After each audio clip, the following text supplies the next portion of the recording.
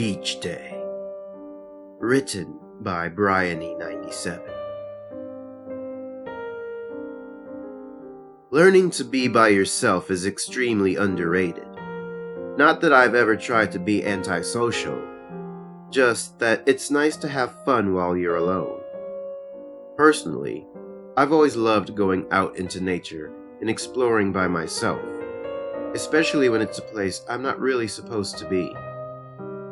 Whether that means going on off-trail hikes, taking the family boat out as far as I can take it, or going on hour-long drives without any inkling for where I'm headed.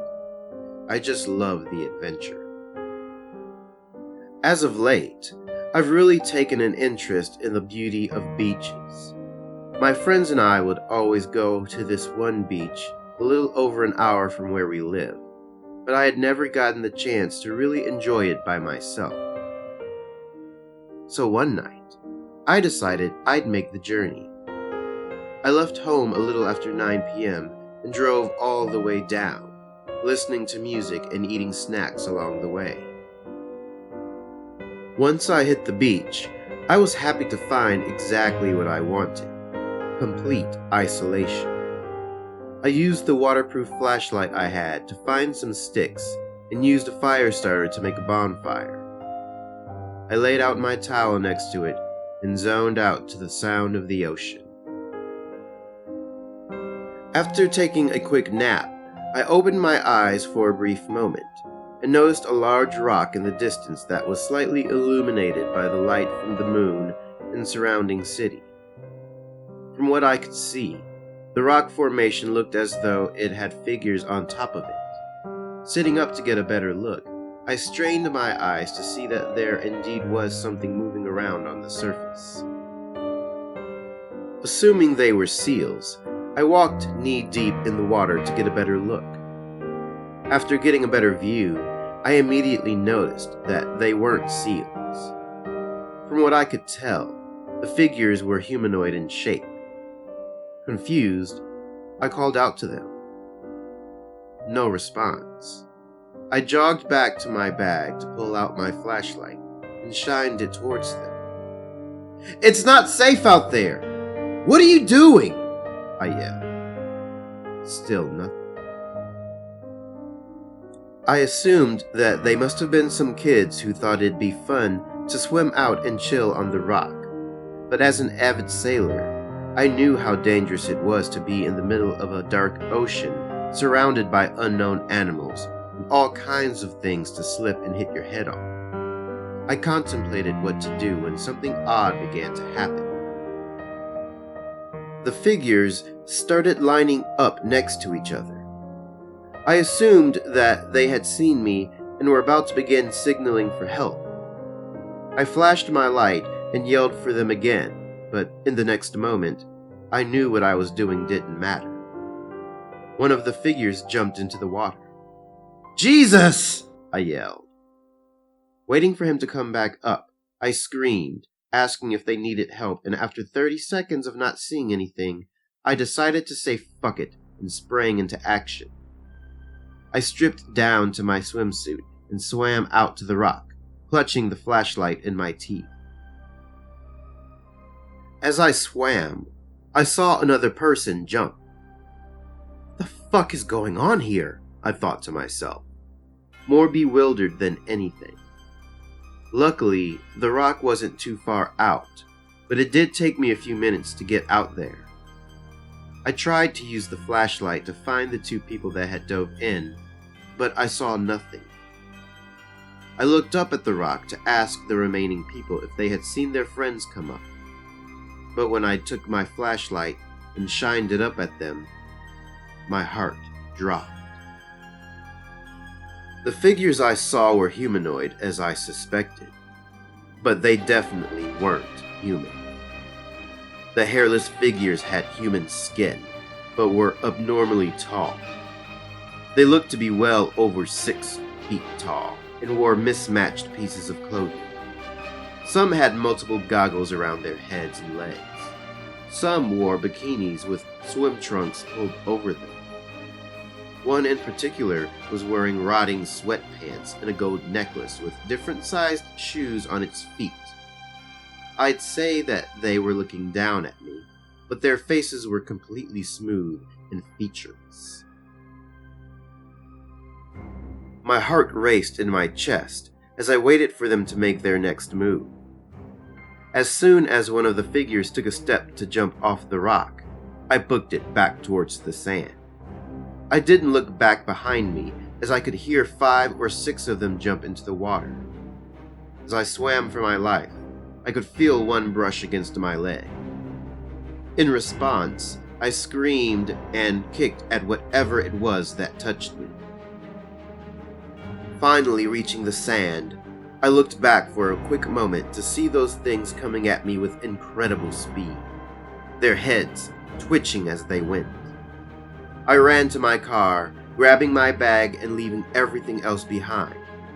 Flooring the gas, I took off into the night, seeing that the figure with the rotting sweatpants had already made it out into the street. I breathed a sigh of relief as I watched it disappear behind me. Obviously, I have no idea what those things are, but I think I understand why people warn you to stay away from beaches at night. It's not just the dark water that can be dangerous. There's something else out there too. Something that we aren't prepared to deal with. As for me, I don't think I'll be spending much time by myself in nature anytime soon.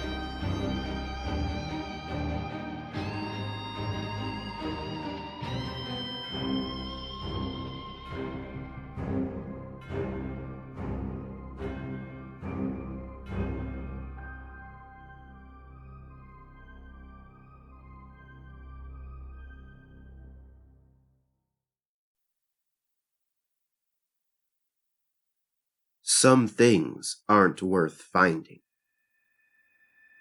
Written by bryany97. I always swore I'd never tell this story, because I've always felt, what's the point? I don't know how many of you have been in strange situations, but sometimes something so batshit crazy happens, you realize no matter how much you want the truth out there, no sane person would believe you. Maybe that's worth it. Or maybe this is just some kind of fucked up therapy for me. I'm not sure. Either way, I've decided I might as well post this and see if anyone else has had similar experiences or heard about something like what I saw. At the very least, maybe the person listening to this will get some entertainment out of it. Which is good for you because all I have are scars. About a decade ago, I was camping in the Midwestern United States. I'm not going to specify where because I don't want anyone trying to go looking for anything. My 2 brothers, Earl and Thomas, had convinced me to take a road trip and see parts of the country we had never seen before. Although we had all grown up in Oregon, we never really were the outdoorsy types, and I suppose the thought of earning our stripes through trial by fire sounded appealing to us. Little did we know, it'd be a hell of a trip. From pooling our remaining money into buying an RV and everything we'd need for our little excursion to spending countless hours researching and arguing about proper survival methods and the various hikes I forced my brothers to go on to prepare them for the wilderness. It was tough, but worth it. After getting everything settled, and about a week's worth of driving around God knows where, we settled on a campsite. Because we decided to do this during the summer, we figured it'd be warm enough for such a trip to be feasible, and we found a park to leave the RV while we hiked out to a spot. We set up camp, and for at least a couple of days, everything went fine. But on that 3rd day, we noticed something very fucking wrong. Earl woke me up early in the morning to show me that right at the foot of our sleeping bags was a full-grown elk. I saw its neck twisted damn near 180 degrees. Now the first thing I'm thinking isn't, why is there an elk here? It's, what the hell is strong enough to break a 700-pound animal's neck? Rationally, you'd think the answer would be bear, but why the hell would a bear make a kill just to not eat it? What also made it seem unlikely that this was a bear was that we didn't see any bite or claw marks. On top of that, we didn't hear a struggle, and it's pretty unlikely that a bear would dump a fresh kill in front of 3 sleeping people. Honestly, that should have been our sign to leave. But being the young dumbasses we were, we decided to just move camp in case the carcass attracted any other predators. The rest of the day went pretty normal, save for Thomas twisting his ankle pretty badly on a hike, but outside of that, we made it to the end of the night in one piece. The second bit of weirdness occurred at night when we were all sitting around the fire, drinking beers and telling stories. Thomas was in the middle of one about how his girlfriend almost beat the hell out of one of his exes after she sent him some, interesting pictures trying to get him back. Right at the climax of the story, I swear to God we hear what sounds like a woman crying. We all go silent to try and listen, and after about 10 seconds, we all agree that there's someone else out there. I suggest we go check it out, but Earl isn't too sure. What are the odds someone else would be out here with us? He asked. We're pretty far away from a campsite, and if someone did come out here, shouldn't they already be in a group that could help them? I acknowledged his concerns, but obviously someone needed our help. I grabbed a flashlight and a knife, and as I was about to head out, Earl stood up and insisted on coming with. I told him I'd be right back and that he should stay with Thomas, but he wasn't budging. He told Thomas where the gun was, and that at the first sign of trouble, he should fire a warning shot in the air and we'd come rushing back. With that, Earl and I ran towards the sound of the crying. After about a half-hour search, I noticed something strange. The crying was moving. It seemed as though the noise was fading deeper and deeper into the forest. To that point, we hadn't seen any signs of a campsite or other people, and if this person needed help, then why the hell were they going away from us? Just as I was about to turn to Earl and ask what we should do, we heard a gunshot. We booked it back to the campsite and saw Thomas, white as a ghost. He damn near shot at us when we came rushing through the trees. All he could stammer out was, he's... We tried to calm him down, but he was mortified of something. I looked back out at the trees and tried to see if my flashlight could reflect on anything, but unfortunately, the trees were empty. Earl tried to get something out of Thomas, but the guy was paralyzed with fear. I came over and tried to take the gun away, but he just screamed at me and said, "We need to get the fuck out of here!" I asked him why, and he simply replied, "I've never seen it before. We need to go." Earl just shrugged and I gave in. The point of the trip was to explore and see different things anyway, so maybe it was time for us to move on. I convinced Thomas to at least sleep the night there, and we could go first thing in the morning. It's not that I thought he was lying about us being in danger, but if there was something out there, then it probably wouldn't be too smart to move around at night. The next day, I woke Earl and Thomas up. We packed everything away and then set off. I tried asking Thomas what it was that he saw, but he just shook his head. He looked like he hadn't slept all night. All he would do is cling to the gun and tell us how he wanted to get the hell out of Dodge. Unfortunately, his ankle had swollen up pretty badly, and it was taking us a while to make any real progress. Before we knew it, it was starting to get dark again. Thomas starts freaking out, and Earl yells at him to keep it cool. I can see that it's not helping, so I convince everyone to just take a breather and relax for a bit. Thomas just keeps pressing about how we have to keep moving, but eventually we get him to settle down. Not even 15 minutes into us resting, we hear something. Thomas reaches for the gun, but Earl tells him to relax and put the gun down. Just as I'm about to walk over, I hear that fucking crying again. But this time it's different. Whoever it is now is full on wailing. If someone was out there, they were screaming bloody murder, and their voice carried way more than I'd ever think possible. At this point, I can see Earl is getting concerned too. I tell them both that we need to go, and just as I turn around to grab my bag again, I see it. A lanky, pale figure is standing about 50 feet away in between some trees. I can tell that this thing is easily over 10 feet tall, skinny as hell, and completely smooth. It had these massive hands shaped like baseball mitts with at least 15 fingers per hand, each one of different lengths bent in grotesquely different directions. The legs were crooked. It almost seemed as if too many bones that didn't belong were poking through the skin. Its head was much longer than that of a human head, and almost conical in shape. But the most terrifying fact was that it appeared to be wearing the face of what looked like to be a recently deceased person, like a mask.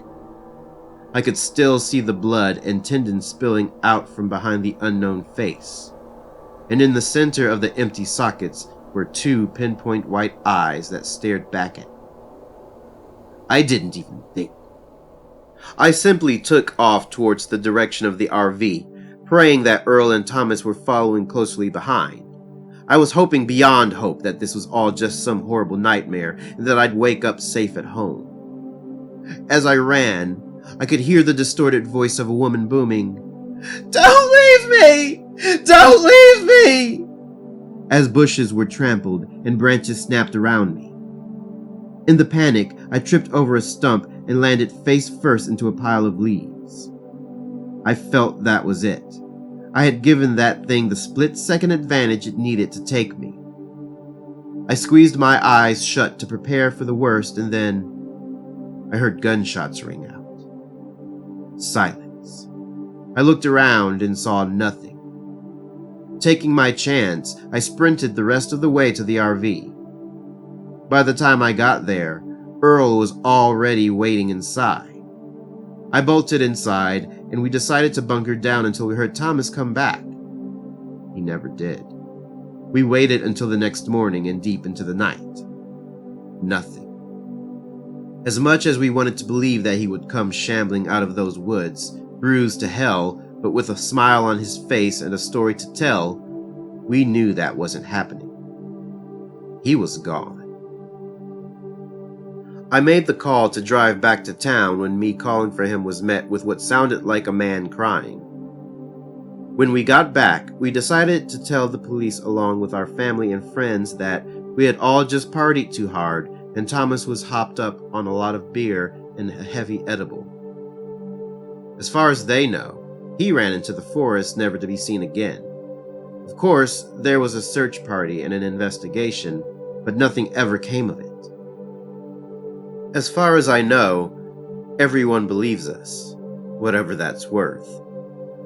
People we love look at us differently now because we weren't there to protect our brother. How could you do something so stupid? Why didn't you take care of him? He's gone because of you two. It hurts. It really does. People believing that your brother is gone because of your immaturity. But what else are we supposed to say? Oh yeah, we weren't just being stupid kids. Thomas got taken by something straight out of hell. I swear to God. No, unfortunately, that burden is just something we're gonna have to live with. I wish I could say that I went back to try and find the truth. I wish I could say I loaded up on guns and tried to avenge my brother. But truth be told, I'm scared shitless of that thing. I heard Thomas unload an entire clip into that thing, and it did jack shit. What am I gonna do? I don't even know exactly where I'd go to look for it. Maybe it moved on. Maybe it's already dead. Maybe there's more of it. I don't know. I don't want to know. To the few people I've talked to about this, I've heard that what I saw could have been a skinwalker, or a wendigo, or mimic. It doesn't seem to really fit any description, to be honest. Whatever the answer, it's something I simply can't fuck with. So I don't. The nightmares I still have about that thing wearing my brother's face like a cheap Halloween mask is all the exposure I need. You can probably guess that I don't go into the woods much these days. I don't really need to know what else is out there. I guess in the end, the lesson I want people to take away from this is to be careful. There are things out there that are so far beyond what we can comprehend, it's mind-numbing. That's all I can say.